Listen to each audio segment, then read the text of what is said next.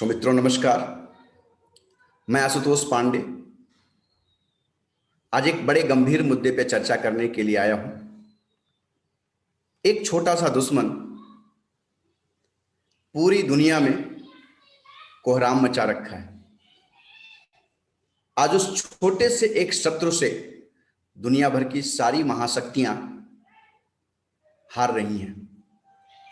चाहे वो अपने आप को महाशक्ति बोलने वाला देश हो, चाहे वो छोटा देश हो, सब आज कहीं ना कहीं परेशान दिख रहे हैं, नर्वस दिख रहे हैं। उसके आगे किसी की नहीं चल रही है।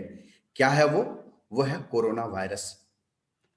आप सब जानते हैं कि कोरोना वायरस कैसे फैलता है। यह किसी संक्रमित व्यक्ति के संपर्क में आने से फैलता है। इसलिए नारा दिया गया है 2 गज दूरी है जरूरी। क्योंकि यह मानव ड्रॉपलेट से ज्यादा फैलता है तो मास्क है जरूरी। इसीलिए कहा गया 2 गज दूरी, मास्क है जरूरी। अब अगर हम देखते हैं ये कोविड-19 कोरोना वायरस का बनावट क्या है, तो कोरोना वायरस 2 हिस्सों से मिलकर बना होता है। उसका जो बाहरी कांटेदार हिस्सा आप स्लाइड में देख रहे हैं, इसे कहते हैं स्पाइक प्रोटीन, जो सबसे खतरनाक होता है। अगर स्पाइक प्रोटीन को तोड़ दिया जाए तो कोरोना किसी काम का नहीं रहेगा। लेकिन अगर हम इसी के देखें, ये जो कांटेदार हिस्सा है, इसी की वजह से कोरोना यानी कोविड-19 बहुत ही खतरनाक बन के उभरा हुआ वायरस। अब अगर हम देखें दूसरा हिस्सा, इसके अंदर गुच्छे जैसी संरचना होती है जिसको कहते हैं जेनेटिक मटेरियल। अपने जैसा नया बनाने में मदद करता है। यदि इसके जैसा एक भी शरीर में घुस गया तो यह अपने डुप्लीकेट तैयार कर लेता है। 1 से लाख, लाख से करोड़ कब हो जाते हैं यह पता ही नहीं चलता है। यानी स्पाइक प्रोटीन अंदर घुसने में मदद करता है, ये जो कांटेदार हिस्सा है, और जेनेटिक मटेरियल अपने जैसा नया बनाने में मदद करता है। आप यह जानते हैं कि कोरोना का शरीर में प्रवेश नाक या मुख के द्वारा ही अमूमन होता है, परंतु शरीर के कोशिकाओं में प्रवेश केवल ये लंग्स या फेफड़ों के साथ ही करता है। इसलिए लंग्स में इंफेक्शन आज की डेट में बहुत ज्यादा हो रहा है। कोरोना वायरस सेल मेम्ब्रेन में नहीं घुस पाता है, सबसे अच्छी बात है। लेकिन सेल मेम्ब्रेन कुछ चीजों को ही अपने भीतर घुसने की इजाजत देता है, बाकी को घुसने की इजाजत नहीं देता है। यदि कुछ नया होता है तो उसे प्रवेश करने के लिए क्या जरूरी होता है, तो उसको प्रवेश कराने के लिए इस तरह से रिसेप्टर्स की जरूरत होती है। जैसे दवाइयां, ये इसी रिसेप्टर्स के द्वारा हमारे शरीर में घुसती हैं, लंग्स में घुसती हैं। कोरोना जब हमारे शरीर में प्रवेश कर जाता है तो अपने कांटों को, यानी ये जो ऊपर वाले कांटे आप देख रहे हैं, स्पाइक प्रोटीन को फेफड़ों के रिसेप्टर पर चिपका देता है। आप ये देखें, ये हमारा स्वस्थ लंग्स है और नीचे आप देख रहे हैं कोरोना वायरस, और नीचे शरीर में लंग्स के ये रिसेप्टर्स दिख रहे हैं आपको। तो कोरोना वायरस इन रिसेप्टर्स में चिपक जाता है और उसकी सहायता से फेफड़े में प्रवेश कर जाता है और अंदर जाकर अपना जेनेटिक इंफॉर्मेशन देता है। बुरी बात क्या है, कोरोना वायरस फेफड़े में ही जाता है क्योंकि फेफड़ों के टिश्यू बड़े सेंसिटिव होते हैं। फेफड़ों के रिसेप्टर जो आप यहां देख रहे हैं, कोरोना के स्पाइक प्रोटीन को जकड़ लेते हैं और उसे अंदर लेकर के चले जाते हैं। क्योंकि वायरस जो होता है वो अमूमन आरएनए से बने होते हैं। अंदर जाने के बाद कोरोना का आरएनए शरीर के डीएनए से मिल जाता है, मैच कर जाता है और हमारे फेफड़े के भीतर चला जाता है। जैसा आपको मालूम है कि कोशिकाओं के भीतर एक संरचना होती है जिसे हम कहते हैं न्यूक्लियस। इसका काम है, अगर हम आम भाषा में बोलते हैं तो controller and director of sales बोलते हैं इसको। यह बहुत ही सीधा साधा होता है, सामान्य सा होता है। हमारे न्यूक्लियस को यह पता होता है कि जो हमारे भीतर आ गया वो हमारा हितकारी है, अच्छा है। उसके अंदर कोई छल कपट की भावना नहीं होती है, यानी जो उसके भीतर आ गया वो उसको एक्सेप्ट कर लेता है। कोरोना हमारे शरीर के अंदर फेफड़ों में जा करके यह पता लगाने का प्रयत्न करता है कि राइबोसोम्स कहां हैं। अब राइबोसोम्स क्या है? राइबोसोम्स एक तरह से जैसे हमारे समाज में, जीवन में फोटोकॉपी मशीन की तरह होता है। जैसे फोटोकॉपी मशीन आप बाजार में देखते हैं, तो फोटोकॉपी मशीन को यह नहीं पता होता कि आप उससे क्या फोटोकॉपी करवा रहे हैं, सही पेपर फोटोकॉपी करवा रहे हैं या गलत पेपर फोटोकॉपी करवा रहे हैं। उसका एक ही काम है, फोटोकॉपी करवाना। इसी तरह से हमारे शरीर के भीतर फोटोकॉपी मशीन का काम करता है हमारा राइबोसोम्स। इसका काम होता है प्रोटीन का फोटोकॉपी करना।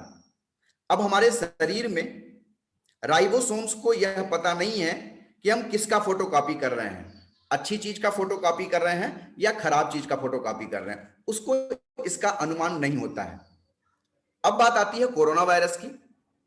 फेफड़े के रिसेप्टर के माध्यम से हमारे न्यूक्लियस में आया कोरोना न्यूक्लियस से दगा करके पूछ लेता है कि भाई फोटोकॉपी कहां होती है। उसने राइबोसोम्स के बारे में पता बता दिया, क्योंकि वहीं फोटोकॉपी होती है। अब कोरोना वायरस राइबोसोम के पास चला जाता है और वहां जो प्रोटीन की कॉपी हो रही थी उसे हटाकर उसने जेनेटिक मटेरियल रख दिया अपना। अब राइबोसोम्स को यह मालूम नहीं है कि यह क्या चीज है, उसका एक ही काम है फोटोकॉपी करना।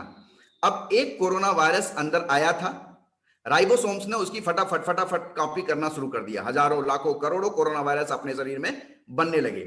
अब ध्यान देने की बात क्या है कि शरीर हमारा, फेफड़ा हमारा, राइबोसोम्स हमारे शरीर में लाखों करोड़ों कोरोना वायरस बनाने लगा। इसी पद्धति को, इसी प्रक्रिया को कहते हैं रिप्लिकेशन। अब हमारे पूरे शरीर में कोरोना वायरस घूमने लगता है और हमारे शरीर का इम्यून सिस्टम कहता है ये क्या बला, ये कौन सी चीज हमारे शरीर में आ गई। हमारा पूरा शरीर का जो इम्यून सिस्टम है वो कंफ्यूजन की स्थिति में आ जाता है, उसे कुछ समझ में नहीं आता क्या करें क्या ना करें। हमारे शरीर के इम्यून सिस्टम को यह पता ही नहीं चलता है कि यह क्या चीज है, परंतु हमारा इम्यून सिस्टम एक बहुत अच्छा डॉक्टर होता है जो यह जान जाता है कि यह कोई खराब चीज है, इसे मारना चाहिए, और हमारा इम्यून सिस्टम कोरोना वायरस को मारने लगता है। अब हम तो घुमाई कर रहे हैं, खिलाई कर रहे हैं, पढ़ाई कर रहे हैं, जो कुछ भी कर रहे हैं, परंतु हमारे अंदर क्या है, ये युद्ध चल रहा है, महायुद्ध चल रहा है। किसके बीच? इम्यून सिस्टम के बीच और कोरोना के बीच। जब हमारे शरीर में यह लड़ाई चल रही होती है उसी समय हमारा शरीर गर्म होता है, यानी हमारा इम्यून सिस्टम यह सोचता है कि इसको हम गर्माहट से मार दें। जैसे अमूमन जो छोटी बैक्टीरिया, वायरस होते हैं उनको वो अपनी शरीर की गर्मी देकर के मार देता है, इसीलिए हमको फीवर जैसा महसूस होता है। तभी हमारा न्यूक्लियस सिस्टम हमारे इम्यून सिस्टम को बताता है कि तुम इस कोरोना वायरस को नहीं मार पाओगे, क्योंकि तुम जितने को मार रहे हो उससे कहीं ज्यादा राइबोसोम्स कॉपी करके निकाले जा रहा है। तभी न्यूक्लियस इम्यून सिस्टम को यह इंफॉर्मेशन देता है कि तुम एंटीबॉडी बनाओ और कोरोना को अंदर घुसने से रोको, क्योंकि एक जो अंदर आ गया वह अपना कॉपी कर करके नया नया बनाया जा रहा है। अब क्या होगा, हमारा इम्यून सिस्टम जो है कहता है कि क्यों ना फेफड़ों के रिसेप्टर को ही काट दिया जाए। जो यहां पे आपको फेफड़ों पे रिसेप्टर दिख रहा है, इसको ही क्यों ना काट दिया जाए, ना रहेगा बांस ना बजेगी बांसुरी। तभी न्यूक्लियस आगाह करता है कि नहीं नहीं ऐसा मत करना भैया, ऐसा कर दोगे तो जो दवाइयां हमारे शरीर में आएंगी, जो हमारे लिए रक्षा प्रणाली बनाती हैं, वो हमारे शरीर में घुस नहीं पाएंगी। तभी न्यूक्लियस एक सलाह देता है कि तुम कोरोना की ये जो खोपड़ी है ना, इस खोपड़ी को काट दो, यानी जो कांटेदार हिस्सा है, स्पाइक प्रोटीन है, उसको नष्ट कर दो। यानी अगर कोरोना का स्पाइक प्रोटीन नष्ट हो गया तो वह बेकार हो गया, वह कुछ भी नहीं कर पाएगा। तभी हमारे शरीर का डिफेंस मैकेनिज्म एंटीबॉडीज बनाता है, जिससे कोरोना का जो स्पाइक प्रोटीन ये आप देख रहे हैं, ये स्पाइक प्रोटीन क्या होता है, धीरे धीरे प्रोटीन कट जाता है और खत्म हो सकता है।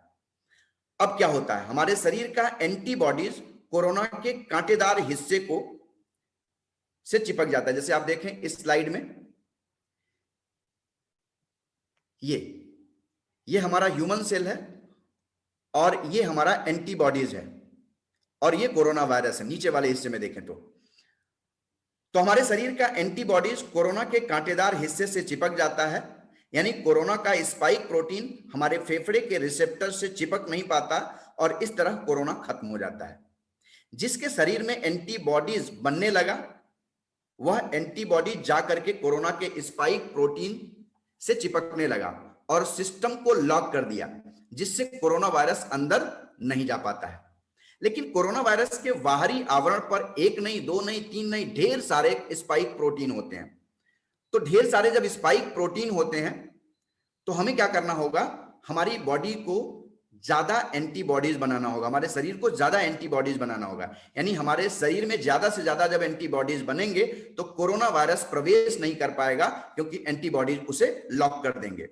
इसलिए शरीर में एंटीबॉडीज, जिसके शरीर में एंटीबॉडीज नहीं बन पा रहा आज की डेट में, उन्हीं की कोरोना वायरस से मृत्यु हो रही है। यानी जिसका इम्यून सिस्टम मजबूत होगा, यानी जो वो शरीर ज्यादा एंटीबॉडीज बना लेगा, यानी वही जिंदा रह पाएगा। यानी हमें आज अपने इम्यून सिस्टम पर ध्यान देना ज्यादा आवश्यक है, अपनी इम्यूनिटी को बूस्ट करना ज्यादा आवश्यक है। इसीलिए आज हर न्यूज़पेपर, हर डॉक्टर, हर अखबार आपको सलाह दे रहा है कि अपनी इम्यूनिटी को मजबूत करिए, ताकि आपका शरीर एंटीबॉडीज को ज्यादा उत्पन्न कर सके। अब सवाल आता है वैक्सीन पर। यह वैक्सीन क्या करेगा? वैक्सीन हमारे शरीर में एंटीबॉडीज बनाएगा और स्पाइक प्रोटीन पर जाकर के चिपकेगा। जैसे आप इस पिक में देख रहे हैं, कोरोना वायरस है, इसके ऊपर जो येलो येलो दिख रहा वो है एंटीबॉडीज। ये जाकर के चिपकेगा और कोरोना वायरस को प्रवेश करने से रोकेगा। जब कोरोना वायरस को कहीं से भोजन नहीं मिलेगा, कहीं से अंदर घुसने का जगह नहीं मिलेगा, तो क्या होगा, वो मर जाएगा। इसका तात्पर्य यह होगा कि कोरोना वायरस का स्पाइक प्रोटीन हमारे फेफड़े के रिसेप्टर से नहीं चिपक पाएगा और वह घूमते घूमते मर जाएगा। इसका मतलब दो बातें आज समझ में आई हम लोगों को दोस्तों। मुझे जहां तक प्रतीत होता है कि पहला, हमें अपनी इम्यूनिटी पे ज्यादा ध्यान देना है, अपने शरीर के रोग प्रतिरोधक क्षमता को मजबूत बनाना है ताकि एंटीबॉडीज बने। और दूसरा, चूंकि ये प्रायः बहुत ज्यादा मात्रा में है, वातावरण में भी दिख रहे हैं आज की डेट में, जैसा कि डॉक्टर्स, वैज्ञानिक बता रहे हैं, तो अब ऐसी स्थिति में हमें क्या करना होगा, अपने शरीर को वैक्सीन से फिट कर लेना होगा। अब ऐसा नहीं है कि आज हमने वैक्सीन बनाया तो आज से ही वो काम करने लगेगा। वैक्सीन जरूर लगवाएं। वैक्सीन लगवाने से बेनिफिट क्या होगा कि ये एंटीबॉडीज हमारे शरीर में उत्पन्न करेगा और जो कोरोना वायरस हमारी बॉडी में आ गया, उसके स्पाइक प्रोटीन पे एंटीबॉडी चिपक जाएंगे, जिससे वो हमारे लंग्स में प्रवेश नहीं कर पाएगा और हम आज अपने जीवन को बचा पाएंगे। तो दोस्तों, मेरा करबद्ध अनुरोध है आप सब लोगों से, जो लोग आज इस वीडियो को देख रहे हैं, सुन रहे हैं, आप अपनी रोग प्रतिरोधक क्षमता, इम्यूनिटी को बढ़ावें और वैक्सीन का उपयोग जरूर करें, वैक्सीन जरूर लगवाएं। और दोस्तों, ये जनहित में इस वीडियो को जितना ज्यादा से ज्यादा शेयर करें उतना अच्छा होगा, क्योंकि बहुत से लोगों के मन में एक भ्रांति है कि मैं वैक्सीन लगवाऊंगा तो मेरे साथ कुछ ये हो जाएगा, वो हो जाएगा। ऐसा कुछ भी नहीं होगा। वैक्सीन 100% सुरक्षित है। सो दोस्तों, आप स्वस्थ रहें, व्यस्त रहें, मस्त रहें और इस वीडियो को ज्यादा से ज्यादा लोगों के हित के लिए लोगों में शेयर करें। Thank you very much.